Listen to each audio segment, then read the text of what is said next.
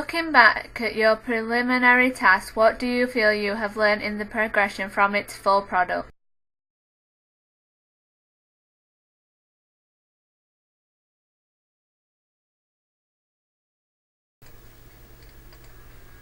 During the progression from my preliminary task to the full production task, I have learnt a variety of new techniques and expanded my knowledge substantially. My understanding of the generic conventions within media text have been enhanced further from the knowledge I had already acquired through GCSE Media Studies. The use of technology aspects of the course have enabled me to understand how media products start out. Using computer software such as Adobe Photoshop Elements 5.0 and Quark Express Passport, I was able to start out with a simple layout for both my preliminary task and full product. Because of this, I was then able to decode what certain elements represented within a layout, and why in fact they represented in this way. It wasn't always easy to follow the set guidelines given by the software, especially in Quark Express Passport, when trying to create certain boundaries for text or images. The thing I would say I have learnt the most, or in fact gained the most from, throughout this process, is the actual design aspect of making a product. I have found that it is not always as simple as it may seem to be when you do the initial pencil rough draft. My preliminary task, if I'm honest, was very plain in its content, although it did still meet its demographic. I noticed many things that I would be able to improve on within my final production task. Some of these things included the use of an almost field-specific font, or at least using fonts that would suit the genre or subgenre I would be aiming for. As well as the design aspects, I noticed that I could improve on my actual grammar for the writing aspects of the production.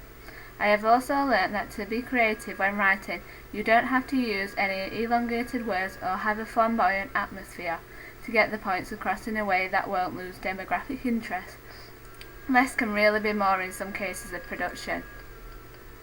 Here is a small trial video of me working with Quark and testing its fonts.